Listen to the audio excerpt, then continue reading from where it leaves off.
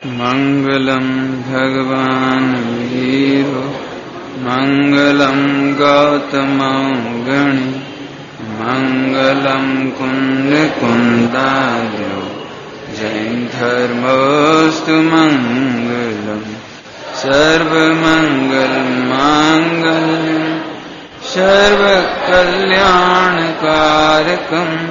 प्रधानम सर्वधर्माणां जैनम जयतु शासनम जैनम जयतु शासनम। वीतरागी देव शास्त्र समाधि मरण का प्रसंग चल रहा है। उपयोग का आत्म स्वरूप में समा जाना, मग्न हो जाना। द्रव्य स्वभाव से देखा जाए तो आत्मा समाधि स्वरूप है। क्यों? क्योंकि वो अपने ही स्वरूप में तन्मय है। उसके असंख्यात प्रदेश और उसमें रहने वाले अनंत गुण वे तन्मय हैं, तादात्म्य हैं, सकर्म मिठास की भांति। और जो पर्याय ऐसा जानती है तो वह भी जानने में मग्न होने लगती है, तन्मय होने लगती है, स्वरूप में तन्मय हो जाती है। इसका नाम समाधि। इसलिए परमार्थ की जिन्हें खबर है वे निरपेक्ष हो जाते हैं। वे अच्छी तरह से जानते हैं कि बाहर में हमारा निर्यापन करने वाले, हमें संबोधन करने वाले, हमारी परिचर्या करने वाले कितने भी सावधान क्यों ना हो, लेकिन मैं स्वरूप में सावधान नहीं होऊंगा तो बाहर में कोई मुझे समाधि कराने में समर्थ नहीं है। इसलिए उसकी संपूर्ण प्रकार से निकांक्षित है वो, संपूर्ण प्रकार से। उसे ये नहीं लगता कि कोई हमें सुनावे, उसे ये नहीं लगता कि कोई हमारी परिचर्या करे, उसे ऐसा नहीं होता है। तो दूसरी ओर से जो निर्यापक है वह भी उतना ही निकांक्षित है। वह यदि निर्यापन कर रहा है तो कोई एहसान नहीं कर रहा है, निर्यापन कर रहा है, सेवा कर रहा है। भले ही 2 वर्ष लग जाएं, 5 वर्ष लग जाएं, 10 वर्ष लग जाएं, और वो कदाचित अपने अन्य क्रियाकलाप मान के चलो कि पूजा करने में समय नहीं दे पा रहा है, मान के चलो कि कदाचित स्वाध्याय में कमी हो गई है, कदाचित उसने 10 वर्ष से तीर्थ यात्रा नहीं की है, तो आचार्य देव कहते हैं उसके सटावश्यक में कोई से भी अंग की कमी नहीं हुई है। वह जिन शासन की बताए हुए मार्ग पर चल रहा है और साक्षात छपक की सेवा कर रहा है, वही तीर्थ है, वही सर्वस्व है, ऐसा लिखा है। इसलिए देखा जाए तो छपक की सेवा करने में निर्यापक का सब सर्वस्व, कोई अंग का घात नहीं होता है। चारों प्रकार के दान करने उसे कहीं बाहर नहीं जाना है। आहार वहां दे रहा है, औषधि वहां दे रहा है, ज्ञान दान वहां दे रहा है, और सबसे बड़ा अभयदान भी वहीं दे रहा है। 4 गति के भय से छुड़ा रहा है, इससे बढ़िया और क्या होगा। अपने स्वरूप में सावधान करके उसे 4 गति के भय से मुक्त कर रहा है, यही तो अभयदान है। कहने का मतलब यह है, इस प्रकार से देखा जाए तो उसका सर्वस्व है वहां। फिर भी निर्यापक कदाचित छपक के पुण्य का उदय ना हो और किसी चीज में असावधानी हो जाए, कदाचित हो जाए, बुद्धिपूर्वक पूरी सावधानी है, लेकिन फिर भी उसके भाग में नहीं हो, तो कभी इसकी सही प्रवृत्ति नहीं हो पाए तो भी निर्यापक क्षुभित नहीं होता, भेद विज्ञान करता है। ये पॉइंट तो बहुत मार्मिक है। क्यों? कि जब बुद्धिपूर्वक हमारे अभिप्राय में खोट नहीं है और हम भली प्रकार उसकी सेवा कर रहे हैं, फिर भी उसके पाप का उदय हो तो हमारे द्वारा किया गया अच्छा प्रयत्न भी उसके लिए नेगेटिव हो जाए, उसके लिए तकलीफ देह हो जाए, अब करें क्या? लेकिन तो ऐसा कहने का मतलब क्या है, वो भेद विज्ञान करेगा, निरपेक्ष रहेगा। वह पुण्य की तरफ से निरपेक्ष है। मैं इनकी सेवा करूंगा तो मुझे बहुत पुण्य मिलेगा, मैं इनकी सेवा करूंगा तो मेरी बहुत ख्याति होगी, मेरी बहुत प्रशंसा होगी लोक में। निरपेक्ष है वो, ऐसी भावना करता नहीं है। और ऐसा भी नहीं सोचता है कि मैं इनकी सेवा करूंगा तब लोग मेरी सेवा करेंगे, हैं? अरे इसके साथ एक बात और है, वह इस भावना से भी निर्यापन नहीं कर रहा है कि ये बहुत धन संपन्न है तो मेरी सेवा से प्रसन्न होकर कुछ हिस्सा थोड़ा बहुत हमें भी दे देंगे। ख्याल में है? किसी भी प्रकार की आकांक्षा नहीं हो, वो ही निर्यापक है। उसी निर्यापक की यहां पर बात चल रही है। कैसा है निर्यापक? पात्र की सैया, पात्र माने छपक, छपक की सैया, आसन, वस्त्र और शरीर आदि की स्वच्छता का ध्यान रखे। ऐसा अभी एक ही पॉइंट देखिए, सैया, इसकी चर्चा हो चुकी है अपनी पूर्व में। उसका बिस्तर, उसकी चादर बदली जाए, टूटी हुई रुई ना हो। कई बार क्या होता है, रोगी सिमटता है, ठंड के दिन हो तो ज्यादा ही सिमटता है, ऐसे सो जाते नहीं ऐसे कुकड़ करके, तो वो गद्दा खिंच करके एक तरफ इकट्ठा हो सकता है। बहुत दिनों से यदि रोगी खटिया पर पड़ा हो, यदि तखत हो तो बात नहीं है, लेकिन खटिया टाइप जिसमें रस्सी या वो बुनी रहती है निवार, तो एक हिसाब से एक तरफ लूज हो गई है, गड्ढा हो गया है, तो जब देखो जब वो सिमट करके उसमें घुस जाती है रजाई या बिस्तर। तो ऐसे समय में उसके सैया का ध्यान रखें। प्रतिदिन उसके बिस्तर, दिन में 4 बार भी उसकी सैया ठीक करनी पड़े तो करना चाहिए, चादर ठीक बिछानी चाहिए। कभी कभी जब घर में जाकर देखते हैं किसी को बीमार, तो सचमुच देखा जाए तो परिवार की बात बता देता है कि परिवार कितनी उपेक्षा कर रहा है। मैंने सैया देख करके, उसका बिस्तर देख कर ये मालूम पड़ जाएगा कि घर वालों ने इसकी कितनी उपेक्षा की है। एक मेली कुचैली सी चादर, एक गुड़ी माड़ी सा हो रहा रजाई, अथवा तो टूट गए पिल्ले पड़ गए हुई रजाई और गद्दे मेले कुचेले, और ढीली निवार जिसमें वो धसा हुआ हो, इससे मालूम पड़ता है कि उसकी उपेक्षा कितनी है। इसलिए सैया का बहुत ख्याल रखना, अच्छा अर्थात उसके बिस्तर का संभाल करना। मुनिराजों के प्रसंग में नहीं चल रही है बात, अपने घर के प्रसंग में चल रही है। दिगंबर मुनिराजों की संस्था ठीक करते हैं, इसकी चर्चा मैंने पूर्व में की थी। हाँ, कहीं कंकर ना चुभ जाए, कहीं मिट्टी कोमल या ज्यादा कठोर ना हो गई हो, हैं, कहीं घास लाते हैं ना, घास संस्था बनाते हैं, तो एक एक देखते हैं उसमें जीवादिक नहीं पड़ जावे, ख्याल में कांटे नहीं हो उसमें, ठंड के दिन हो तो उसमें कीड़े आदि प्रवेश कर सकते हैं, दिगंबर मुनिराज ऐसे बचाते हैं उसको। यहां पर भी उसके बिस्तर को ठीक किया जाए। और क्या होगा, आसन अर्थात बैठने का स्थान को ठीक करना, आसन।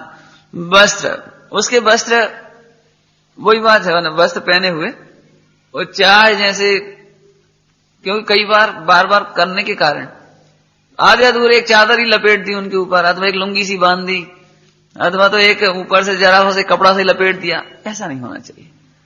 ये आदर का प्रतीक है। आप छपक के प्रति आदर रखते हैं, उनको भली प्रकार वस्त्र पहनाएं, वो भी ऐसे नहीं हो कि 2-5 दिन के मेले कुचेले हो गए हो, लार गिरते गिरते यहाँ कुर्ता खराब हो गया हो, अथवा तो और वस्त्र गंदे हो गए हो। ऐसा नहीं होना चाहिए। कहने का मतलब है उसके वस्त्र भी समय समय पर स्वच्छ बदले जाएं, बल्कि प्रतिदिन ही बदले जाएं, क्योंकि स्वच्छ वस्त्रों का भी अपना एक असर है। आप देख लें, सुबह उठकर जब मंदिर आ रहे हो तो नहाने धोने के बाद एक बाहर से वस्त्र पहने आप और एक ताजे धुले हुए वस्त्र पहने, इन दोनों में फर्क पड़ता है। एक निमित्त नैमित्तिक परिणामों का असर है। ऐसे ही उसके लिए शुद्ध वस्त्र, स्वच्छ वस्त्र पहनाएं, प्रतिदिन साफ सुथरे होने चाहिए, और शरीर आदि की स्वच्छता का ख्याल रखें। देखो, छपक के प्रति विशेष बात कहना है। बालक छोटे होते हैं ना, जब तो दूध पिलाओ और सो जाए तो कितनी लार गिरती है उसके, तो माता क्या करती है, बार बार उसे कपड़ा बदलती है, पहना देती है। छोटे बच्चे के 10 बार भी कपड़े बदले जाए दिन भर में तो कम है, लेकिन माताएं बदलती हैं। ऐसे ही बुजुर्ग हैं हमारे घर में, मरणासन हैं, उनके मुख से लार आदि गिरती हो तो शरीर की स्वच्छता का भी पूरा ख्याल रखें। उनको शौच आदि कराने में जो जो हमारे सुविधा की जरूरत पड़ती हो, जैसी भी, उसमें किंचित भी गिलानी ना करते हुए, वस्तु का स्वरूप विचारते हुए, पुद्गल का और अंतर में रहने वाले परमात्मा तत्व, ऐसे जीव आत्मा का स्वरूप विचार करते हुए, जीव की निर्मलता और ये शरीर की क्या कहें अशुचिता, ये दोनों का स्वरूप विचार करते हुए, सुनो, आपको मालूम नहीं है, आप एक लाइन भी मत पढ़ो, लेकिन जिस समय देह की स्वच्छता करा रहे हैं उस समय आपको ऑटोमेटिक अशुचि भावना चल रही है। आप लाइन मत पढ़ो 12 भावना की, पर जरूरत नहीं है आपको पढ़ने की, लेकिन ऑटोमेटिक चलेगी। आपको सेवा करने में अनित्य आचरण आदि ऑटोमेटिक चलेगी, ऑटोमेटिक। उनकी बीमारी, उनका दुख, उनकी तड़फ, उनकी कराहट सुनकर के तुम्हें लगेगा अरे रे कैसा आचरण है शरीर, देखो कैसे अनित्य है, कैसे सुंदर लगते थे, कैसे सर्वांग अच्छे ताकतवर थे, आज क्या दशा हो गई है। दौड़ दौड़ कर काम करने वाले आज क्या दशा हो गई है, एक कदम भी नहीं उठा जाता है। बाबू भाई जी की स्मृति ग्रंथ निकाला था ना, स्मारी का, उसमें अक्सर लोगों ने यही बात नोट की है। जाकर के देखें जब बाबू भाई जी को तो आंखों में से आंसू बहे। क्यों? कि इन्हें तो हमने बिल्कुल फुदकते देखा है नाचते हुए भक्ति में। जिधर जिधर भक्ति में पहुंच जाए वहां तो भीड़, यानी लोगों को ऐसा लगे बाबू भाई की भक्ति, बाबू भाई की भक्ति, ऐसे लोग भीड़ लगा लेते थे, ऐसे गले में ढोल बजा बजा के नाचते ले लेकर वैसे जबरदस्त, माने बिल्कुल लोगों को एक आकर्षण में रहता था। अब जब उन्हें देखते हैं कि उंगली नहीं हिला पा रहे हैं, अब हाथ नहीं हिला पा रहे हैं, तो देह की अनित्यता, असरणता, असुचिता, ये सब ये भावनाएं ऑटोमेटिक हो जाती हैं। ख्याल में है ना? ऐसे 12 भाव नहीं होंगी, अब उसका प्रसंग अभी खींचना नहीं है अपने को। तो इस तरह स्वच्छता का उनकी लार गिरती हो, और जो जो कुछ भी है सुबह बाकायदे आदर से जब भी समय हो जाए तो उनका कुल्ला कराना, मुख पहुंचना, आंखों का कीचड़ निकालना, सिर पे पानी का हाथ फेर देना, स्वच्छता कराना, जरूरत पड़े तो बारंबार भी करना पड़े तो करना चाहिए। ख्याल में है? अच्छा, अगला देखो, एक बच्चों की बात बताता हूं आपको। बच्चे छोटे हों, 2 महीने के, 3 महीने के, 4 महीने के, 6 महीने के समझ लो, लेकिन वो माता के कोमल स्पर्श से समझता है ये मेरी माता है, और दूसरा गोद में ले तो रोता है। आखिर 6 माह के बालक को किसने सिखाया? सुनो, माता के द्वारा बारंबार उसकी स्वच्छता किया जाना शरीर की, बार बार जो कोमल स्पर्श हाथों का मिलता है उसे बार बार शुद्धि, वस्त्र पहनाना आदि, उन कोमल स्पर्श से पहचान जाता है ये मेरे माँ के हाथ। अब और कोई तो आएगा और ले लेगा सीधे, तो उसे कठोर स्पर्श समझ जाएगा ये मेरी माँ नहीं। ये बताना क्या है, अरे वो बालक भी इस बात का एहसास करता है, तो ये छपक प्रौढ़ है, अंतिम समय में इसका जीवन पूरा होने वाला है, तो इसको तो एहसास की और भी ज्यादा कीमत है, इसलिए बहुत सावधानी से उसकी चर्या करानी चाहिए। ध्यान रखें, कौन कौन सी बातों का ध्यान रखना चाहिए कि निद्रा कितनी आ रही है। अभी इस संबंध में मेरे को इसकी ज्यादा जानकारी नहीं है, लेकिन आयुर्वेद शास्त्रों से इसका ज्ञान कर लेना चाहिए, क्योंकि अंतिम समय में निद्रा कितनी आनी चाहिए। वैसे तो मुश्किल से ज्यादा यदि समझ लो तो मुश्किल है 2 घंटे भी निद्रा आ जाए अंतिम समय में, 24 घंटे में तो बहुत होती है। मैंने पढ़ा है थोड़ा सा, उसमें लिखा है हाल के जन्म लिया हुआ बालक लगभग 20 घंटे सोता है, 16 घंटे हाल का जन्म हुआ, ऐसे ही लगभग। और फिर जैसे जैसे उसका 1-1 महीना बढ़ता जाता है तो उसकी निद्रा कम होती चली जाती है। किशोर अवस्था में 8 घंटे सोना पर्याप्त हो जाता है, और अब जैसे जैसे उम्र बढ़ती है तो 4 घंटे, बाद में तो 2 घंटे बहुत होती है। 80-90 का पुरुष यदि 2 घंटे सो ले तो मैंने बहुत बड़ी बात है, बाकी टाइम तो उसको जागने में ही जाता है। तो वो निद्रा का ध्यान रखें, इनको निद्रा कितनी आ रही है, उससे कुछ अनुमान लगावे शरीर संबंधी और आयु संबंधी। तो निद्रा का ध्यान रखें। उसका मलमूत्र यदि कफ आदि निकलता हो तो कफ का अध्ययन करें, क्योंकि कफ के लक्षणों से भी पता लग जाता है इसकी देह कब छूट सकती है, या इसमें कोई पीलापन ज्यादा आ रहा है, सफेदपन ज्यादा आ रहा है, कहीं रक्त तो नहीं आ रहा है। तो इन बातों का लक्षण देख करके भी उसके शरीर के स्वास्थ्य का अनुमान लगा सकता है। और मलमूत्र का भी क्योंकि ऐसी कोई दवाइयां नहीं देना जिससे एकदम मल छूट जाए, क्योंकि कहते हैं ना मल खिसक जाना, देखा होगा आपने, जिस दिन आपको दस्त लग जाए तो उस दिन चक्कर आते हैं, कमजोरी हो जाती है एकदम। तो ऐसी कोई रेचक दवाइयां नहीं देनी चाहिए कि साहब इनका एकदम पेट साफ हो जाए, क्योंकि पेट साफ हुआ तो शरीर ठंडा हो जाएगा एकदम। शरीर में जो ये उष्णता है ना, आपकी जितनी भी गर्मी, ये मल से उत्पन्न होती है ना, लगभग 4 किलो या 4 पाउंड कितना ऐसा कुछ है। मल सदा पेट में रहता है, यदि मल अधिक खिसक जाए, निकल जाए तो शरीर ठंडा होने लगेगा। इसलिए ऐसी कोई रेचक आदि दवाइयां नहीं देनी चाहिए, एनिमा नहीं लगाना चाहिए उनको। इस तरह का ही आहार या रस आदि दिए जाए जो कठोर मल ना बने उनके पेट में, इस तरह का ध्यान रखना चाहिए बात है इसमें। उनके मल मूत्र और कफ की मात्रा का अवलोकन करें, मात्रा भी देखें कितनी मात्रा है इस तरह से। और फिर आयुर्वेद यानी डॉक्टर की सलाह या चिकित्सा क्या कहलाता है, वैद्य की सलाह आदि से उसका निर्णय करें। छपक को उठाना, बैठाना, लिटाना, आहार निहार कराने में बहुत सावधानी रखना। सेवा टहल में किसी भी प्रकार की गिलानी का अनुभव नहीं करना।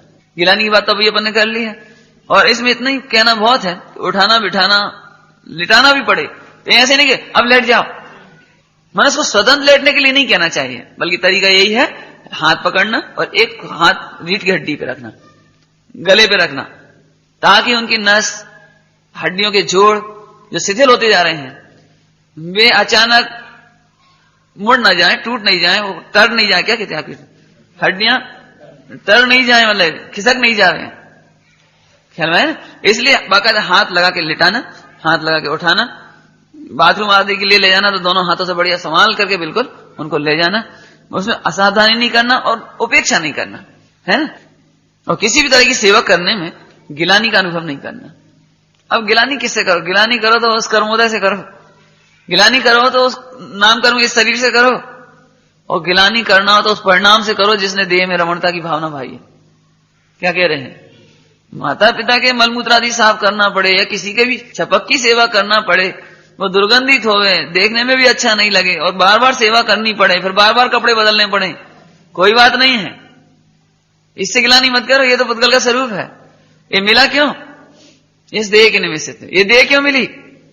गिलानी उससे करो, ध्यान में। तुमने ऐसी भावना ही क्यों भाई, अपने स्वरूप की विराधना ही क्यों की है? इस आत्म तत्व को छोड़कर, इस सुंदर तत्व को छोड़कर, जो सूची है, पवित्र है, सर्व प्रकार से आदरणीय है, उसकी आराधना छोड़कर तुमने देह की कामना ही क्यों की? देह में रमने का भाव ही क्यों किया? गिलानी करना तो उस परिणाम से करो, परिणाम से, ख्याल में। अगला, पाठ आदि मंद स्वर में शुद्ध एवं स्पष्ट उच्चारण करें ताकि यथार्थ भाव भाषित हो सके। टेप रिकॉर्डर का भी युक्त प्रयोग किया जा सकता है, जरूरत पड़े तो टेप का प्रयोग किया जा सकता है। इसकी चर्चा मैंने पूर्व में की थी। मनपसंद कैसेट्स, प्रवचन की हो, भजन की हो, पाठ की हो, समाधि पाठ की हो, संबोधन की हो, प्रवचनों की हो, वो पहले से उनको एकत्रित करके रखे और अंतिम समय में उनको सुनाया जा सकता है। ये तो आप अपनी अपनी चुन सकते हैं स्वयं, अपनी पसंदीदा कैसेट्स पहले ही, ये मेरे को बेचैनी के टाइम में, बीमारी के टाइम में, घबराहट के काल में ये मुझे कैसेट बहुत काम आई। खास तौर से ऐसे प्रवचन जरूर रखने चाहिए जिनमें भेद विज्ञान की चर्चा है, देह से विरक्तता की चर्चा है। मान चलो प्यास लग रही है तो वो प्यास से भेद विज्ञान कराया गया हो। मान चलो यहाँ विकल्प चल रहे हैं, संक्लेश चल रहा है, तो अंदर अंदर घबराहट लग रही है, बहुत विकल्प बिगड़ रहे हैं, बहुत परिणाम बिगड़ रहे हैं, अब क्या करूं, अब क्या करूं। तो ऐसे वो प्रवचन सुने जिससे वो औदिक भावों से और संक्लिष्ट परिणामों से भेद विज्ञान किया गया, ऐसी कैसेट सुने, ख्याल में, तो उससे बड़ा सहारा मिलेगा। कारण क्या है? कोई भी व्यक्ति 24 घंटे आपको भेद विज्ञान कराने में असमर्थ है, एक तरह से देखा जाए तो। दूसरी बात है कि तुम किस तरह से भेद विज्ञान करते हो, वैसा का वैसा सामने वाला कराए और भी कठिन है। इसलिए स्वयं की सावधानी से ऐसी कैसेट्स तैयार करके रखे और सुने। अभी कुछ लोगों से जब बात की मैंने, तो उन्होंने अच्छी सावधानी की इस मामले में। बिल्कुल जिससे भेद विज्ञान होता है, जिससे आत्मस्वरूप का स्पर्श होता हो, ऐसी कैसेट्स उन्होंने चुन चुन के रख दी, ऐसे पार्ट्स रख दिए अपनी आवाज में। कई बार ऐसा भी होता है, मुझे पाठ पसंद तो है 6 डाला का, लेकिन वो आपके मुख से सुनने में अच्छा नहीं लग रहा मुझे, ऐसा हो जाता कई बार। हमें जरा मूलतः विचार सुनाना, और वो सुना तो रहा है, लेकिन उसकी वो जैसे हम सुनना चाह रहे हैं, जिस भाव से, पढ़ने का एक तरीका होता है ना, पढ़ने का एक तरीका, उस पढ़ने के तरीके से ही स्पर्श हो जाता है अर्थ। और कई बार ऐसा पढ़ा जाता है, वो सुनने में ऐसा लगता है ये भगवान ठीक है, तो आप तो अपनी आवाज में भर लो अभी होश में हो ना, अभी अपनी आवाज में भर लो। लेकिन निर्यापक इस तरह का प्रयोग कर सकता है। पात्र की झुंझलाहट आदि से भी घबरावे नहीं और ना ही वृत्ति में अनुसायी होना चाहिए। इसकी चर्चा भी समय समय पर काफी हो गई, अब तो हमें समटना है इस विषय को, तो इसमें जितनी चर्चा हो गई फिर भी एक बार याद दिला दें पात्र की झुंझलाहट आदि से भी घबरावे नहीं। क्या मतलब है? वही बेचैनी हो, तकलीफ हो भाई, जिसके वो कहते हैं ना, जिसके ऊपर गुजरती है, जिसके पैर ना फटे विवाही, और क्या जाने बेचारा, और उसको तकलीफ होती है। देखो अभी वास्तव में कहने में कितना सरल लग रहा है, जिस दिन रोग होता है उस दिन देखो आप, जिस दिन सीने में चमक चलती हो, सिर फटता हो और भयंकर पेट में दर्द होता हो, उस समय पूछो क्या होता है। इसके लिए आपको पहले ही एक बात कही थी मैंने, अभी थोड़ा भी रोगादिक हो तो जिनवाणी के माध्यम से, कैसेट सुनने के माध्यम से, शास्त्र पढ़ने के माध्यम से, पूजा करने के माध्यम से अपना उपयोग बदलना सीखो। उपयोग बदलना अर्थात लगाना सीखो। हमें जरा बुखार हो जाए तो हम उस दिन स्वाध्याय छोड़ देते हैं, कदाचित पूजा छोड़ देते हैं, कर भी लेते हैं तो जिस प्रकार से भाई अभी थोड़ा सा रोग हुआ, थोड़ा बुखार हुआ, थोड़ा सिर दर्द है, उसमें तुम उपयोग बदलना नहीं सीख रहे, अशुभ से शुभ में आना नहीं सीख पा रहे हो, तो आत्मा में उपयोग कैसे ले जाओगे? मार्मिक पॉइंट है, ध्यान रखना। जरा हमारा सिर दर्द हो गया, जरा हमें बुखार हो गया, अब हमें स्वाध्याय करने की इच्छा नहीं हो रही, अब रहने दो, जरा 2-3 दिन बाद हम पढ़ेंगे, जरा ढंग से, फिर हम ढंग से बैठ के पढ़ेंगे 4-6 घंटे इकट्ठे। सच्ची बात बताएं, किताबें पूरी करने का कोई फल नहीं। तुम 6 नहीं 10 घंटे पढ़ना, फिर वो उसकी कोई कीमत नहीं है। बात तो यह है कि इस समय सिर दर्द है और इस समय उपयोग में क्लेश है, और ये लग रहा है कि कोई हमारी परिचर्या नहीं कर रहा, इस समय इतनी पीड़ा हो रही है, तो उस समय शास्त्र लेकर के भेद विज्ञान करके आत्मस्वरूप तक उपयोग ले जाना, ये पुरुषार्थ है। हम ये नहीं कहते आप 10 पेज पढ़ो, आप तो 1 लाइन पढ़ो, विचार तो करो जरा। हे आत्मान, औदयिक भाव किसको कहते हैं? कर्म का उदय यदि तुझे पीड़ित कर रहा है तो आप दूसरों से क्या आशा करता है? रत्नकंठ साहब का चार्जिंग बहुत अच्छा लिखा है। असहता के उदय में अपने परिणाम ही अपना साथ नहीं देती, असहता के उदय में ये देह ही अपना साथ नहीं देती, तो स्त्री पुत्रादिक की अनुकूलता की कामना क्या करते हो? स्त्री पुत्रादिक तुम्हारे अनुकूल हो जाए, वे तो होंगे नहीं, क्यों? असहता का उदय तुम्हारे ही चल रहा है, तो क्षोभ करने से क्या लाभ है? खुद ही अपने अपने अंदर अंदर भेद विज्ञान करो इसका, अंदर अंदर। फिर से सुनना, थोड़ा बुखार हुआ, थोड़ा कुछ हुआ, और हम सट आवश्यक से चूक जाते हैं। स्वाध्याय करके उपयोग पलटना सीखो भाई। देखो, अशुभ से शुभ में ही नहीं आ पाओगे तो शुद्ध उपयोग कैसे हो जाएगा आपको? है? इसमें कोई दो राय नहीं है। 7वें नरक का नारक भी सम्यक दर्शन ले लेता है, इसमें कोई दो राय नहीं है। पूरे शरीर में लगभग लगा हो, तुम शुद्ध उपयोग करके आत्मानुभूति कर सकते हो। घोर पीड़ा के काल में आत्मानुभूति की जा सकती है। और अभी अपने को जया बुखार हो गया और अपन बिल्कुल ही सट आवश्यक में स्वाध्याय चिंतन भेद विज्ञान की उपेक्षा ये कर भी ली तो जिस प्रकार से पूरी कर दी, कैसेट भी लगा दी तो कैसेट चल रही, अपन सो ही गए। सो कैसे गए? आज तो सो कैसे गए? प्रायश्चित करो, सावधान। तो सब ऐसे प्रायश्चित करने से क्या हो जाए कि सुनो, प्रायश्चित करने का मतलब है कि प्रायश्चित के पीछे अभिप्राय क्या है? अभिप्राय सावधानी का है, तो उस जीव का उदय भी इतना अच्छा आता है कि फिर वो भविष्य में सावधान हो जाता है। क्या कहा? ये जो अपन भावना भाते हैं ना, भावना, जैसे अभी समाधि की बात क्यों चल रही है अभी? इसलिए नहीं कि आज आप अचानक समाधि हो जाएगी आपकी। आपको सुनकर के बार बार ये भाव आ रहा है 1 महीने से, ऐसी समाधि अपनी हो, ऐसा अपन करें, ऐसे अपने हो, आप ठीक है जी, सावधानी अपन रखेंगे। तो ये जो भावना चल रही है, इससे अभिप्राय निर्मल हुआ उसके प्रति। तो अभी जो आश्रम बंद हो रहे हैं वो भी उसी जाति के हो रहे हैं, तो तब समय में आपको आकर के वो सहयोग मिलेगा उस तरह का, उस तरह के परिणाम होंगे। जैसे अभी से आप सोच रहे हो भैया ऐसा रोग आ गया तो हम तो नहीं, हम अभी कल अखबार में पढ़ा मैंने, 5-6 सालों से एक सुखद मृत्यु नाम की बात चल रही है आजकल सुखद मृत्यु, और है कुछ भी सुखद मृत्यु में। जब आदमी पीड़ित हो गया तो क्यों क्लेश करके मरते हो? एक इंजेक्शन लगा दो जहर का, शांति से मरो। मैंने उसका नाम रखा सुखद मृत्यु विदेशों में बहुत प्रचलित हो रही है अभी, क्योंकि आदमी को इतनी गंभीरता नहीं रही, इतना टेंशन में जी रहा है कि उसे ये लगता है कि इससे तड़पने से तो अच्छा फिर इंजेक्शन लगा दो। आप तो छुट्टी, कौन 2 साल 5 साल पड़ा रहेगा, 4-6 महीने कौन पड़ा रहेगा? और विदेशों में तो ये भी हालत है, कोई सेवा करने वाला नहीं, संस्कृति ही नहीं है वहां कोई, तो इंजेक्शन लगाया हमारे। ये कोई सुखद मृत्यु नहीं है भाई, जरा पीड़ा आई है। देखो, समाधि मरण कोरा चरणानियों की बात नहीं चल रही है। आपको पहले ही कहा था कि सुबह जो प्रकरण चल रहा है वो परम समाधि की बात चल रही है, जिसका तत्व निर्णय जोरदार है, वेद विज्ञानी है, 2 का साथ चौकड़ी का भाव हुआ है, उनकी बात चल रही है एक प्रकार से। तो ये आपकी ड्यूटी है कि आप तत्व निर्णय जरूर करें, आत्मा का निर्णय जरूर करें। फिर जरा कोई बात हो, वेद विज्ञान करो, जिस उदय भाव है, कर्म के उदय जन दशा है, मेरे से न्यारी है, मुझे इसमें क्या कुलता करना है? वेद विज्ञान करके आत्मस्वरूप सन्मुख हो, समझ में आए ना? इसलिए थोड़ी भी तकलीफ आवे तो झंझलाहट होने पर भी चिल्लावे तो भी निर्यापक को भागने की जरूरत नहीं है, उपेक्षा करने की जरूरत नहीं है। हमने तो भैया 10 बार सुन ली उनकी बात है, हमने 10 बार तक कच्छू नहीं कही, उनने हमारी खूब बुराई करी, खूब चिल्लाए हम पे, धक्का तक दे दो हमें। अरे क्या बतावे, हमने भी देखी दशा, कई बार छपक सिर फोड़ने लगता है, हे भगवान क्या करें, अब तो मर जाए, दूध दे, ऐसे दूध फेंक दे उठा।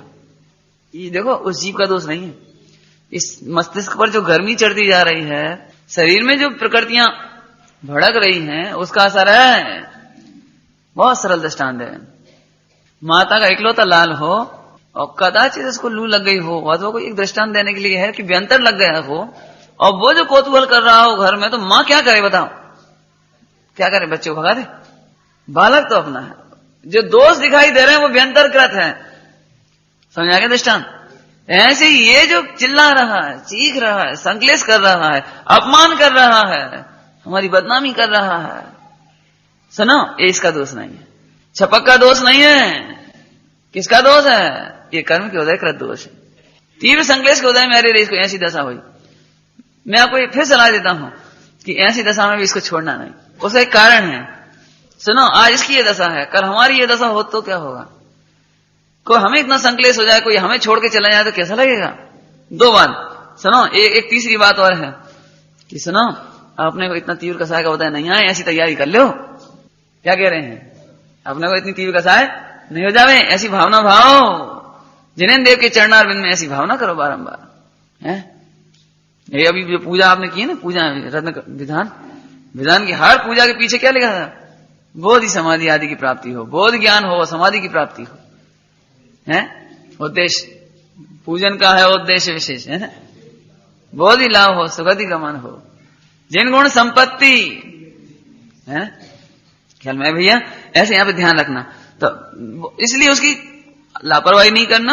हाँ, ये हो सकता है कदाचित उसे बांधना भी पड़े तो बांध दे। क्या कहे, जरूरत अब क्या करो, जैसे उठ के भागे, फेंके, गिर पड़े, लग जाए, कहीं कुछ हो जाए, ऐसा हो तो बांधना भी पड़े तो बांध दे, पहरेदार रखना पड़े तो पहरेदार रख दो, डांटना पड़े तो डांट भी दो, लेकिन निर्यापन मत छोड़ो उसका।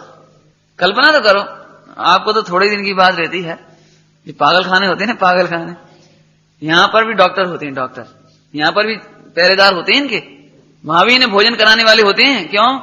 कि यदि पागल मर जाए भूख के कारण या रोग के कारण, तो उसकी नौकरी खतरे में पड़ जाए वो। क्योंकि कोई वो जो है वो पागल, तो कोई वो मरने के लिए नहीं आए वहां पर, पागल भी मनुष्य है। एक मानवाधिकार आयोग है ना, मानवाधिकार आयोग, वो कहता है वो कितना ही खराब क्यों ना हो, कितना ही पागल क्यों ना हो, कितनी ऊधम मचाता हो, हिंसा करता हो, चाहे जो करता हो, लेकिन हम मनुष्य हैं और उसका वो भी मनुष्य है, उसको इस बात का अधिकार है कि वो सुख से रहे।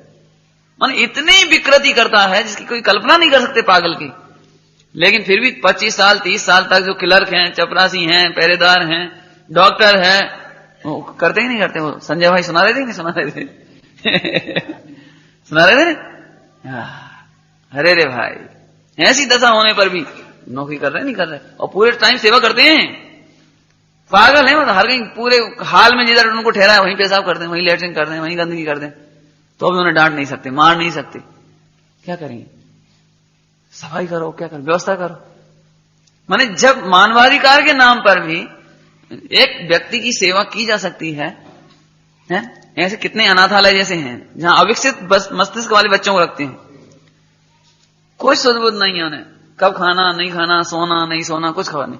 वो तो पूरे जीवन वो दाई रखते हैं, तमाम रखते हैं, वही उन्हें सुलाती है, वही उन्हें जगाती है, वही निलाती है, वही भोजन, वही सारी चिंता।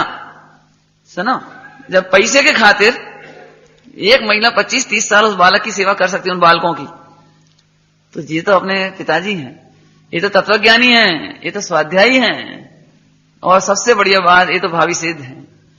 संयमी है तो वो तो भावी सिद्ध है, पक्की गारंटी है। तो और की तो चलो मिथ्या दृष्टि की बात जाने, लेकिन ये तो सम्यक दृष्टि है। और दूसरी बात कहते हैं मिथ्या दृष्टि भी हो तो क्या करना, आत्मा की दृष्टि से देखो भैया, शरीर की दृष्टि से देखने से कोई काम चलने वाला नहीं है।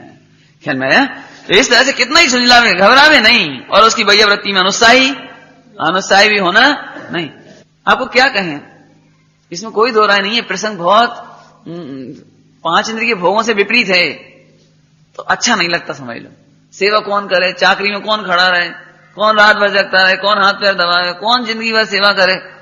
अरे सुनो, तुम करोड़ों शास्त्र पढ़ रहे हो, वहां तुम्हें कितनी इच्छा निरोध हो रही, पता है कितनी इच्छा निरोध हो रही, क्योंकि तुम्हारी इच्छा के खिलाफ है ना वो सब।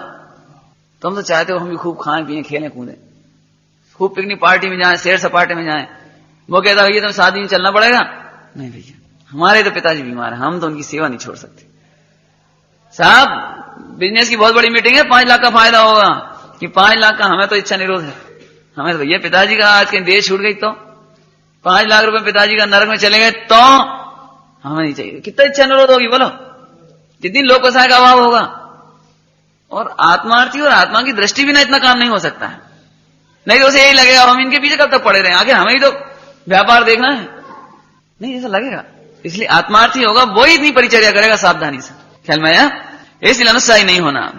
और क्या करना, यथा विधि पात्र की योग्यता के अनुसार शुद्धात्म स्वरूप का विशद वर्णन करके उसके उपयोग को स्थिर करने का दिखा के ला सके तो लाए।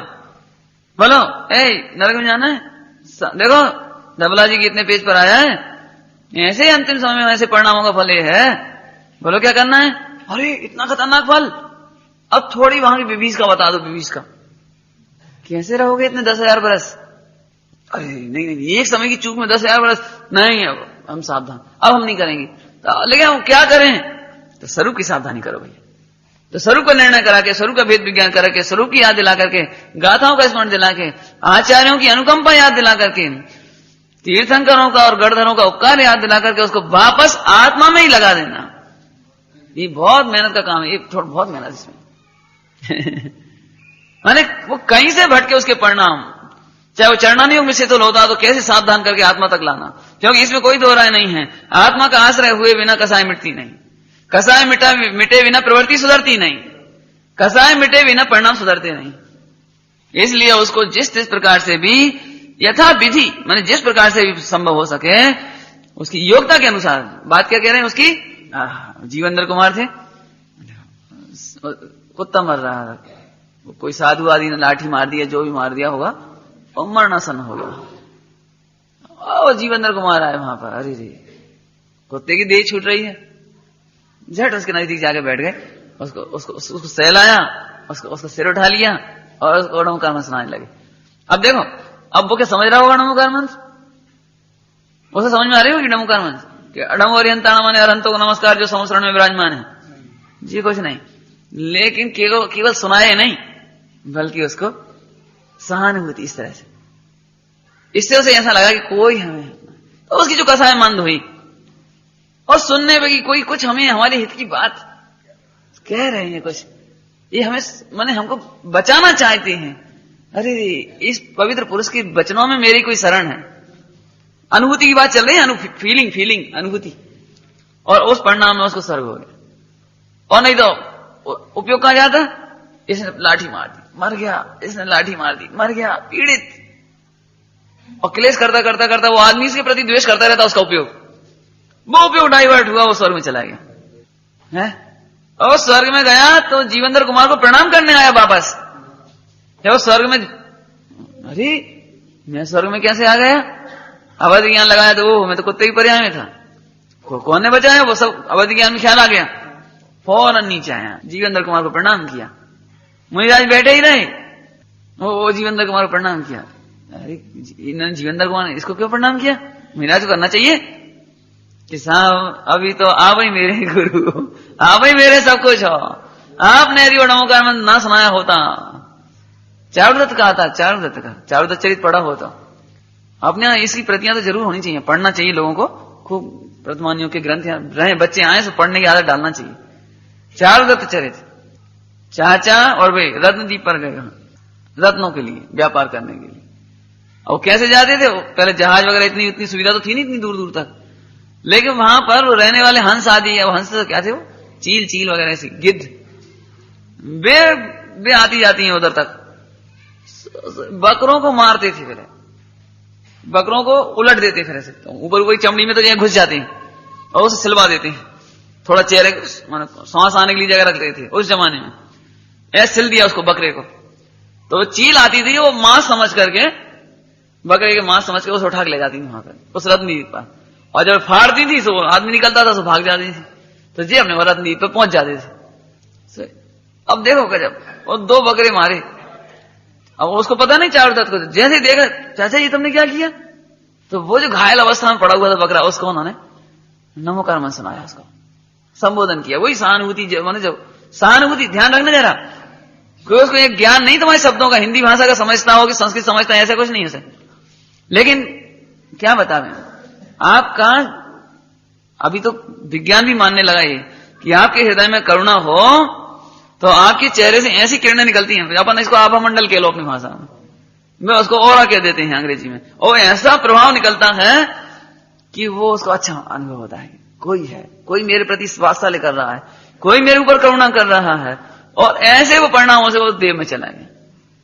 और चाचा को तो चील ने छोड़ दी तो समुद्र में गिर पड़ा हो, और इसको चील ने बिल्कुल वहीं रत्नदीप पर छोड़ दिया।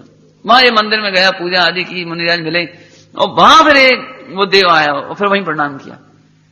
हमें यथाविधि कहकर क्या कहना है, कोई जीव मात्र क्यों ना हो, ये तो बच्चों को आदत डालनी चाहिए, भले वो अभी नहीं भी समझते हो। मक्खी मर गई, चिंटी मर गई, नमस्कार मन सुना बेटा, नमस्कार मन। कभी भी जीवों के ऊपर करुणा करना सिखाओ इस तरह से। बच्चे अभी भले चिंटी 3 इंद्रिय नहीं सुने, नहीं बच्चों को आदत पड़ जाए, नमस्कार मन सुना, मर रहा है कोई जीव मर रहा हो, कोई पक्षी मर रहा हो, नमस्कार मन सुना है बेटा, ऐसे ऐसे हाथ फेर दिया करो उस पर। इससे क्या होगा कि बच्चों में निर्यापन की योग्यता आती चली जाएगी। इसे ये लगेगा कि जब कोई बीमार हो, जब कोई परेशानी हो, नमस्कार मन अथवा और जो पाठ आदि हैं, स्तुति सुना भैया, इस तरह से उनको यथाविधि योग्यता के अनुसार, कुत्ते की योग्यता जैसी थी वैसे करें, मिथ्या दृष्टि जैसी योग्यता उसको वैसे करें, सम्यक दृष्टि हो उसको वैसे करें, है संयमी होवे तो वैसे करें, और दिगंबर मुनिराज हो तो उनकी योग्यता के अनुसार संबोधन करें। इसमें योग्यता बहुत मार्मिक बात है। ऐसा नहीं करना कि उसके पास योग्यता ही ना हो उतनी ऊंची, और तुम उतनी ऊंची गाथाएं सुनाने लगो उसे, अब उसे पल्ले ही नहीं पड़े तो खींचेगा। देखो जब नहीं समझ में आएगी तो खींचेगा। वो खींचने का मतलब है जिनवाणी के प्रति उपेक्षा। जनक का सुना रहे हाँ बड़े उसको अंदर से तो उसको परिणाम खोटे हो जाएंगे। देवसास गुरु के प्रति किसी भी कीमत पर अभिनय नहीं होना चाहिए उसके द्वारा। यदि उसके चित्त में देवसास गुरु कोई तीनों किसी के प्रति भी अभिनय आ गई तो आपका सारा निर्यापन व्यर्थ चला जाएगा। इसलिए यथाविधि जिस प्रकार हो सके उसकी योग्यता के अनुसार, आखिरकार तरीका कोई सा भी हो, लेकिन शुद्धात्म स्वरूप में स्थिर करने का प्रयत्न करना चाहिए उसे, है ना। और विशद वर्णन का, विशद वर्णन माने विस्तार से, विस्तार का मतलब समझ लो थोड़ा सा। जैसे अब आप कहो भैया तुम तो शुद्धात्मा हो, तुम तो अपने शुद्धात्मा देखो, अब ये 2 लाइन बोली हो छुट्टी, तो हम तो बहुत संबोधत का संबोधत कि तुम तो शुद्धात्मा हो, बस देखो सिद्ध समान देखो अपने को, बस इतने में काम नहीं चलता। मैं आपको एक बात कहता हूँ, कल सुबह प्रवचन होगा और मैं क्यों ऐसे 2 लाइन बोल दूं बिल्कुल धीरे धीरे, तो आपका मजा आएगा। फिर जब उसकी पूरी व्याख्या करो, थोड़ी सी उसको दृष्टांत दे दो, समझा दो और उसको उल्लास बढ़ा दो, तब वो एकदम प्रसन्न होकर एकदम उसे अंदर से लगे अरे हम ऐसे हैं, वो मेरी ऐसी शक्तियां हैं, अरे मैं भविष्य का सिद्ध हूं, तो उसको ऐसे लगे। देखो शब्द सुनने की कीमत नहीं है और शब्द पढ़ने की कीमत नहीं है, बात तो लगने की है। उसे भासनी चाहिए, प्रतीति होनी चाहिए कि ओह मैं, तुमने कहा शुद्धात्मा, तो उसे लगना चाहिए ओह। अब मैं क्या बताऊं, अब इसको अपने आपस में समझ लो। एक बार पर्यूषण में प्रवचन करने गया, तो अच्छा प्रवचन हुआ समझ लो, शाम के समय में गाय की चर्चा अच्छी हुई। सो क्या हुआ, अब रात्रि में अब थोड़ी उसकी रहती तो है अपने को, प्रवचन करके आने वाले को तो जरा ज्यादा ही आनंद रहता है। तो हमारे साथ जो सो रहे थे, हमने उनसे पूछा क्या भाई क्या भांस रहा है, सो बोले गायक, और लई चादर और सो गए। तो हमने कहा भैया ये ऐसा कैसा गायक है जी, हमने कही तो ठीक है, तुमने कह दिया गायक, और तुम ओढ़ के तुम्हें घुर्राटे हो गए, तो उसी समय दिमाग में चली, देखो गायक तो किसको कहते हैं गायक, आज हम शब्द सीखे गायक, शुद्धात्मा, भगवान आत्मा, सिद्धों जैसा। लेकिन सही बताओ तुम्हें उसके नाम पर उछाला आता है? जैसे 1 करोड़ की लॉटरी खुले, ऐसा शब्द सुनकर के कैसा हो चलता है? किसी घर में 10 लड़की हो गई हो, दृष्टांत है, वर्तमान का वो दृष्टांत नहीं समझने से, कोई 10 कन्या हो गई हो और 11वें नंबर पे वो सुनने के लिए तैयार बैठा है कि अब तो लड़का हो, और जैसे ही इतना सा कहा लड़का, और लड़का भी नहीं बधाई, तो क्या हो गया उसे, क्या समझ में आ गया, क्या उछल गया जी, उछल कैसे रहा जी? यस तुम्हें 3 लोक में शुद्ध आत्मा, सिद्धों जैसा, इन शब्दों का जो वजन दिखाई देता तुम्हें? अब गंदी भाषा में कहो तो ऊंघिया से बोल दे, हाँ शुद्ध आत्मा है, हम भी हैं, सो तो। तो शुद्ध आत्मा क्या वजन तुम्हारे चित्त में बता दो। सिद्ध समान कैसे कहते, सिद्ध समान। अब एक लड़के कहते तुम तो बिल्कुल हीरो जैसे लगते हो, नाम दे दे का हीरो का, ऐसा उसको तो फिर बस ऐसा लगा कि अरे वो जल्दी बाल सही करेगा थोड़े। मैंने उसको जरा सुनते से क्या लगने लगता है उसे? तुम्हें लगता है तुम शुद्ध आत्मा हो, तुम भविष्य के सेठ हो, मुनि हो भविष्य के, मालूम है? कितने सपने बदलते हैं बोलो। कहने का मतलब ये है कि केवल चर्चा से काम नहीं चलता, उसको प्रतीति होनी चाहिए, और प्रतीति नहीं हुई तो बेकार है सारा सारा। बोलो भासना चाहिए, भासना, समझ में? उसकी बात चलती है। तो इस तरह विशद वर्णन करके उसके उपयोग को स्थिर करने का प्रयास करें। यदि बहुत तीव्र संक्लेश में हो तो इस प्रकार से वर्णन करें कि पहले उसकी तीव्र कसाय कम हो, उसको भक्ति करा सकता है, स्तुति करा सकता है, पंच परमेष्टियों की गद्य, मैंने गद्य की बात की थी, पद्य की नहीं, गद्य में महिमा करे, गद्य में जब महिमा आवे तो उसका उपयोग शांत हो जाए, फिर उसका फल आदि बता देवे, देखो तुम्हारे परिणाम शांत होंगे तो ऐसा फल होगा, तो और उपयोग स्थिर होगा, और फिर ये बताए कि तुम कौन हो, ऐसे ऐसे बताएं, कर्णानुयोग से भी बताएं, चरणानुयोग से, द्रव्यानुयोग से, जब, और फिर किसी भी प्रकार से आत्मा तक लाए। देखो कई चीजें ऐसी हैं जिनकी कीमत आज समाप्त हो चुकी है, उनमें ये शब्द भी थे जिनके अभी मैंने नाम लिए, ईमानदारी से इनके शब्दों की कीमत ही समाप्त हो चुकी है, इनके नाम पर अपने को रोमांच नहीं होता। ऐसे कुछ और भी शब्द हैं, हाँ भैया, राजा, राणा, छत्रपति, हाँ सब ये मानना सबको एक दिन में कहा, लेकिन तुम इसका भाव भाषित होता है, इसका क्या कह रहे हैं बताओ, भाव भाषित होता है? सबको एक क्यू में खड़ा कर दें, क्यू में, लाइन में, और बारी बारी से खाई में पटक दें, मारने के लिए, मरने के लिए खाई में। अब तुम कैसे कहोगे कि गिरना सबको, क्या ना, कैसे कहोगे, कह पाओगे? बिलख जाओगे, रो पड़ोगे, अरे अब मेरी बारी भी आएगी और मैं इतने ऊपर से पटक दिया जाऊंगा पहाड़ों में, खाई में, और तड़प तड़प के मेरे प्राण निकलेंगे। तो वो बोलने में भी ये फर्क पड़ता है भावभाषण में। देखो आप अन्यथा नहीं लेना, जिनवाणी ज्यादा में विश्वास नहीं करती, लेकिन थोड़े में सही, लेकिन निर्णय सच्चा करता चला जाए, निर्णय की प्रतीति होती चली जाए तो थोड़ा पड़ा भी बहुत है, और बिना प्रतीति के बहुत पढ़ने पर भी वह व्यर्थ हो जाता है। ये बहुत सच्ची बात है, उन शब्दों की कीमत ही नहीं रहती हमारे चित्त में। बोला अब तो कहीं कहीं तो ऐसा, अब अजीर्ण ही समझ लो इसे, कि अपन शुद्धात्मा की बात भी कर दें तो भी बाद में कहते आज तो कुछ मजा नहीं आया पंडित जी। कहा भैया द्रगुण पर्याय शुद्ध आत्मा सब तो बताइए, अब कहा रहेगा? नहीं अभी कोई और सूक्ष्म लाओ कोई बात। और कोई सूक्ष्म क्या है? ध्रुव स्वभाव की दृष्टि से आगे और कहां जाना है अपने को? मैंने ऐसा लगता है अब जिस शब्दों के तो आदि हो गए, तो जिस शब्द सुना और जे दृष्टांत सुना तो पंडित जी हम पक गए। अब तो कुछ नई बात लाओ कोई, तो कोई मनोरंजन के लिए बैठे हैं क्या हम? नहीं, अच्छा नया क्या होगा? आचार्य तो कहते हैं, क्या बोलते हैं, प्राचीन पुरातन पुरुष हूं, उसमें कोई नई चीज आती ही नहीं है। आत्मा में नयापन क्या आएगा? आत्मा अनादिकाल का है, अब नया क्या आएगा आत्मा में? नहीं, अब उसी दृष्टि करना है, वो अनादि निधन और अत्यंत प्राचीन आत्मा की दृष्टि करना, उसे नया क्या ले आए हम? लेकिन नहीं, आप जरा ऐसा कह दो कि केवल ज्ञान की पर्याय, ऐसा जरा और माने उद्दंडता की भाषा सूक्ष्म कहलाने लगती है कभी कभी। क्या कह रहे हैं आप? देवसास गुरु को उद्दंडता की भाषा में कह दो भाई कुछ नहीं, आज बहुत बढ़िया बात निकली। जो उद्दंडता है भाई साहब, पंच परमेष्टियों प्रति उद्दंडता नहीं हो सकती।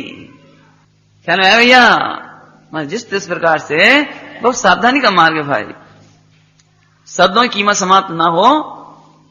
क्या कहें, आप एक दिन के लिए घूमने जाओ वहां गटर के किनारे, जहां बिल्कुल गंदे लोग रहते हैं ना, पूरे नगर की गंदी नाली जहां निकलती है, गंदी बस्ती, तो आप जाते थे 1 मिनट में ये, लेकिन तुम वहीं रहने लगो तो क्या हो जाता है? फिर तुम उसके आदी हो जाती हो, फिर तुम्हें फर्क नहीं पड़ता। एक दृष्टांत ऐसे ही, पहली बार जब हम जिन शासन के वचन सुनते हैं तो बहुत प्रमोद आता है, और फिर सुनते सुनते उनके आदी हो जाते हैं।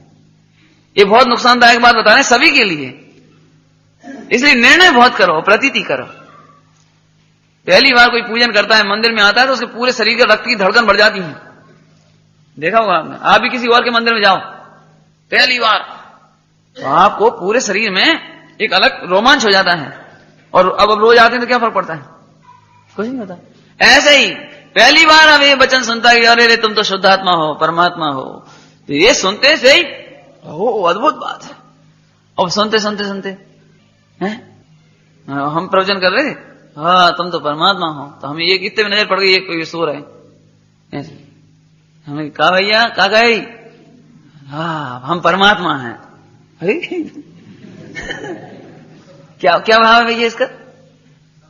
तुम सुन लिया ठीक है, कान में से भनक पड़ गई होगी, लेकिन निद्रा कैसे आ गई इतनी अच्छी बात सुनने के बाद? बताना क्या चाह रहे हैं, बहुत पढ़ाई एक बार इतनी काम की नहीं है। हमें पंडिताई नहीं चाहिए, हमें क्षोभसम ज्ञान नहीं चाहिए, हमें बहुत नहीं चाहिए, हमें थोड़ा सुना हुआ का निर्णय चाहिए और उसकी प्रतीति चाहिए। और इसीलिए आपको एक बात बता दें, वन खंडादिकों में प्राचीन काल में, चौथे काल की समझ लो, जितनी हम पुराण पढ़ते हैं पुराण, उन दिगंबर मुनिराजों के थोड़े से वचन एक बार में भील को और किसान को सम्यक दर्शन दे देते थे। एक बार के वचन क्यों दुर्लभता से मिलते थे ना है? अभी भी आप एक काम करो, कभी कोई बिल्कुल जा रहा हो दुखी, वो आ जाए तुम्हारे पास और तुम उसे बड़े प्रेम से संबोध दो, सही बात बताएं भैया, मानोगे हमारी बात? मैंने बहुत वेद और पुराण पढ़े हैं, बहुत ग्रंथ पढ़े हैं, उसमें एक बहुत जोरदार बात लिखी है, वो तुम में भी है वो बात। मैंने ऐसे कहो उसको और फिर बाद में उसे कहो कि तुम में और ईश्वर में बिल्कुल अंतर नहीं, तो रोमांचित हो जाएगा। अरे क्या वो उसको वो दृश्य, वो 10-5 मिनट का दृश्य पूरे जीवन याद रहेगा। हम उस पेड़ के नीचे थे, हम अचानक वहां से निकले, उनने हमें बुलाया और उन साधु जी ने ऐसा कहा होगा, और उसको तो क्या हुआ जी, ये प्रतीति भासने लगी।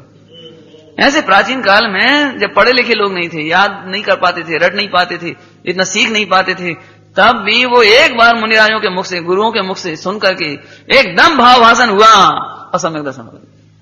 इस सिंह आदि पशुओं को कैसे हो जाता था सम्यक दर्शन? और कोई अलौकिक बात, कारण क्या है? जिसने चारों तरफ दुष्टता देखी हो उसे पहली बार करुणा का स्पर्श भी याद रह जाता है। ऐसी समझ लेना इसमें, जैसे कभी ये बात मिली ना हो, ये और फिर पहली बार मिले तो एकदम प्रतीति हो जाती है।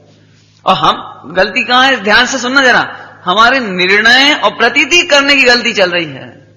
हमें सुनने की एक गंदी भाषा में कहा तो व्यसन पड़ गया है, ऐसा लिखा है, क्षमा करना भाई पंडित जी, आज तो आप नहीं, सच्ची बात है, जिस पढ़ने से तुम्हें कुछ भीगे ही नहीं हृदय।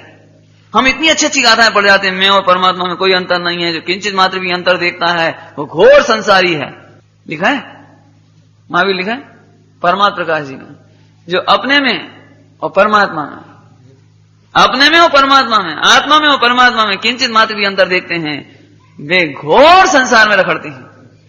घोर किंचित भी अंतर देखते हैं, अर्थात किंचित मात्र भी अंतर। और इस बात को सुनकर तो कितना प्रफुल्लित हो जाना चाहिए है? लेकिन फिर वही बात है, हमें चूंकि पंडित जी आए, शैली अच्छी है, चलो सुनिए, और इसीलिए वो आपको प्रभाव टिक नहीं पाता। अब मैं चला जाऊंगा तो आप भी उत्ते रह जाओगे फिर और जो परिणाम थोड़ा बहुत भीगता भी होगा तो फिर मिट्टी की तरह फिर वो कठोर हो जाएगा बाद में, समझ आए ना? तो भाई तुम थोड़ा सुनाओ, कोई दिक्कत नहीं, थोड़ा पढ़ो, कोई दिक्कत नहीं है, लेकिन उसको निर्णय करने की तरफ जाओ, उसकी प्रतीति करो। क्या सचमुच में परमात्मा हो? क्या मैं शुद्धात्मा हूं? आचार्यों ने लिखा कि राग आदि की चिंता नहीं करो, मोह राग देश की चिंता नहीं करो, इनको भिन्न जानो। अरे तो मैं चिंता नहीं करूं, कहीं गड़बड़ तो नहीं हो जाएगी?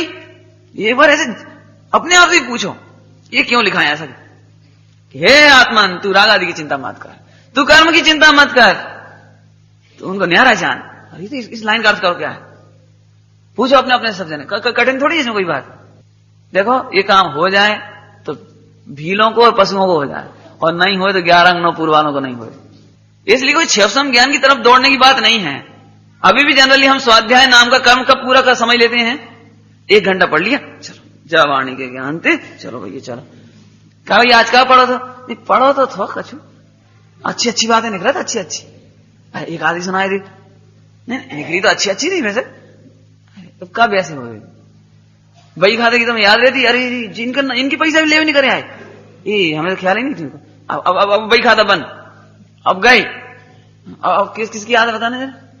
ए भैया आज हमने वही खाता, देखो तुम लोग तुम्हारे पैसे निकल रहे 500 रुपया, देख कैसे पूछ लेता। तो जी याद कहां से रह गया जी?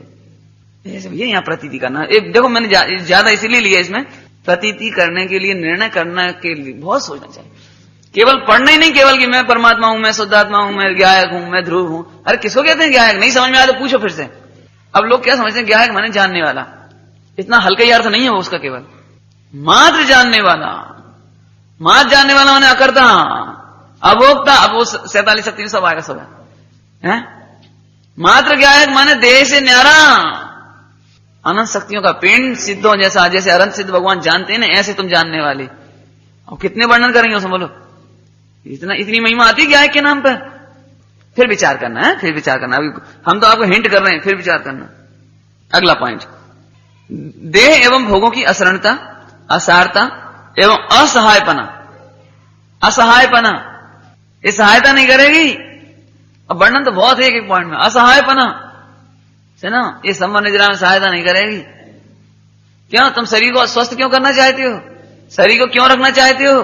स्वस्थ क्यों होना चाहते हो? बताओ। कि पंडित जी हमारी तो एक ही भावना है, स्वस्थ होंगे तो हम पाठ पढ़ लेंगे, मंदिर चले जाएंगे, पूजा पाठ कर लेंगे, धर्म कर लेंगे। ठीक है, क्यों अंतिम समय में शरीर स्वस्थ क्यों होना चाहिए? बताओ, जल्दी ठीक क्यों हो जाना चाहिए अपने को? क्यों होना चाहिए? अरे धर्म करेंगे। सन धर्म करने में असहाय है। क्या कह रहे हैं? निर्यापक की ड्यूटी है कि अशरणता बताए। ये कोई शरण नहीं है। देख कभी भी आत्मा के लिए शरणभूत नहीं साहब। संसार में तो शरण है, झूठी मत बोलो। संसार में भी शरण नहीं है। संसार में 4 शरण है, मुक्ति में 1 शरण है।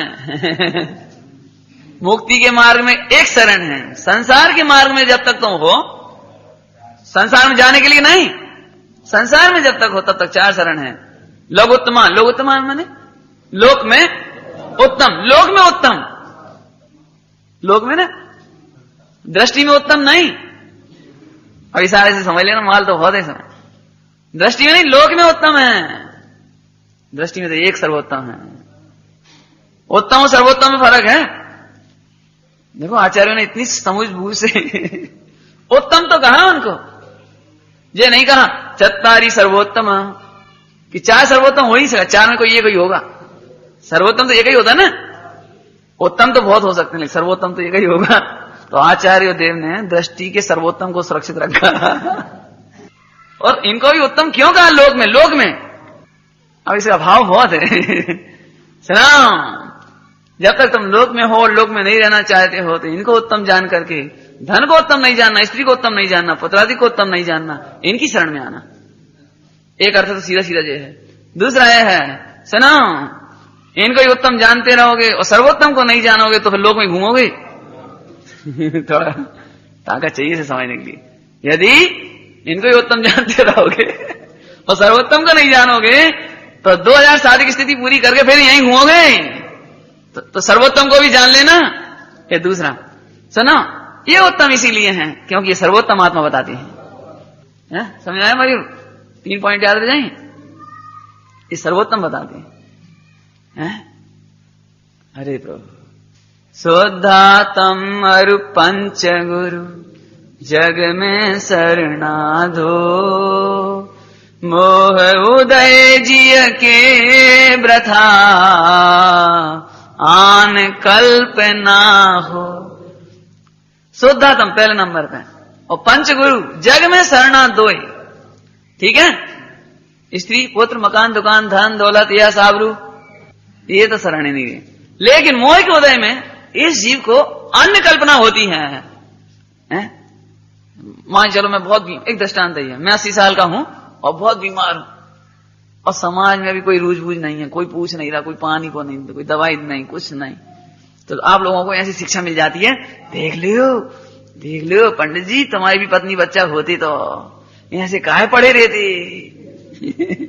नहीं, शिक्षा नहीं मिल जाती क्या? देखो आज अपने पत्नी है, बच्चा है, अब कैसे ही सही, आखिरकार है तो अपने, और आखिरी में कछु तो कछु। और लोग तो ये कहते हैं चाहे कितना ही खराब सही, लकड़ी तो जो ही दे, जो लकड़ी तो जो ही देगा, कंधा तो देगा कम से कम। सुन प्रभु, मोह उदय जी के व्रथा आन माने अन्य, अन्य कल्प ना होए। सन, यदि वह 80 साल के बुजुर्ग और जिसे समाज नहीं पूछ रही, स्वाध्यायी होंगे, तत्वज्ञानी होंगे, वो कर्म का उदय का विचार कर रहे होंगे, तो वे इस शरीर को और समाज को अनित्य, अशरण जान करके और असहाय जान करके, अरे रे एक आत्मा ही शरणभूत है। देखो बड़े बड़े उपसर्गों में मुनिराजों के लिए आत्मा ही शरणभूत थी, सहायभूत थी, वही नित्य है, उसका आश्रय करके वे कल्याण भी कर जाएं। और तुम जे सीख ले लोगे अपन बहुत बढ़िया रहे। पंचम काल है, साधर्मी वात्सल्य नहीं है।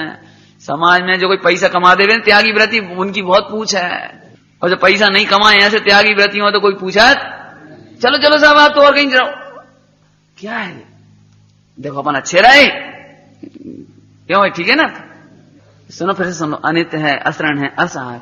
यहां निर्यापक की ड्यूटी ये है कि जब वर्णन करे तो इन 3 पॉइंटों को जरूर छुए।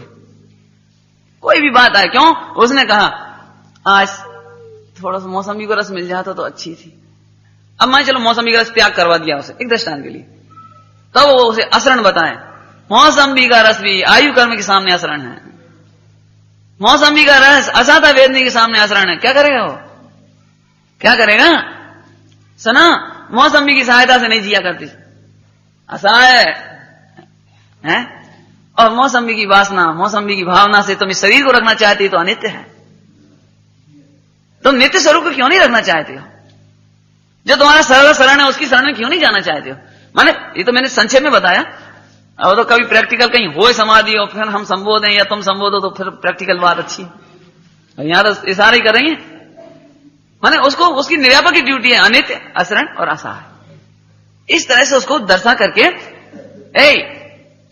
अब देखो फिर चर्चा बहुत लंबी है, अभी तो समय हो ही गया। देखो अनित्य बताने से फायदा नहीं होता, असरण बताने से फायदा नहीं होता, और असहाय बताने से भी फायदा नहीं होता है। नहीं आई समझ में आपको?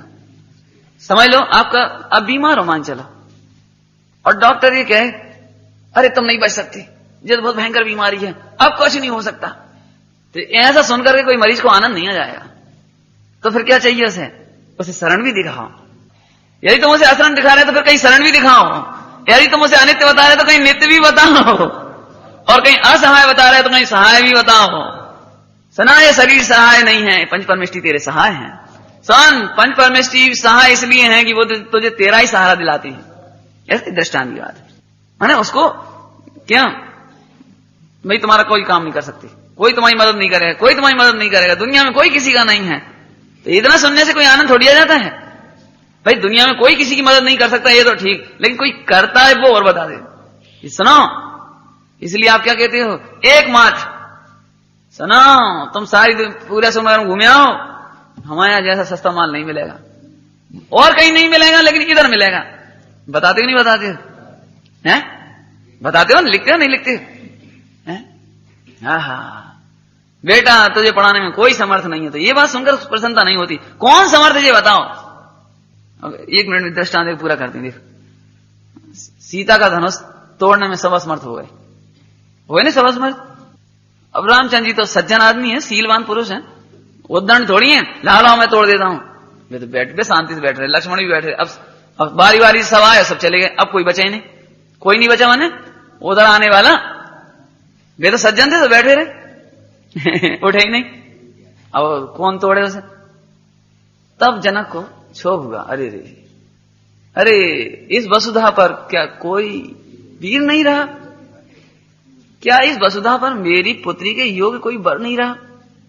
अरे रे धिक्कार है ऐसी वसुंधरा को जो वीरों से शून्य हो गई है। वो तो क्षोभ आ गया ना, कोई नहीं है। और लक्ष्मण को गुस्सा आ गया, कोई नहीं है कैसे कह दिया तुमने? इसमें मेरे राम का अपमान हो गया कोई नहीं है ये कह कैसे दिया आपने? मेरे राम का अपमान हो गया इसमें। अभी तो मेरे राम ने कहा हाथ लगाया है समझ आया? सुना, ऐसे कष्ट के उदय में, रोग के उदय में, असाता के उदय में कोई शरण नहीं है भैया। सच्ची बात है, कोई नहीं पूछे भैया, सच्ची बात है। अरे सुन सुन सुन, इसमें तूने तेरे शुद्धात्मा का अपमान कर दिया। पंच परमेष्टि का व्यवहार से तो पंच परमेष्टि का अपमान हो गया इसमें। अरे कोई सहाय नहीं भैया, कोई सहाय नहीं, कैसी बातें करते हो? एक शुद्धात्मा सहाय, एक पंच परमेष्टि सहाय, वहां कहां गए तुम? है?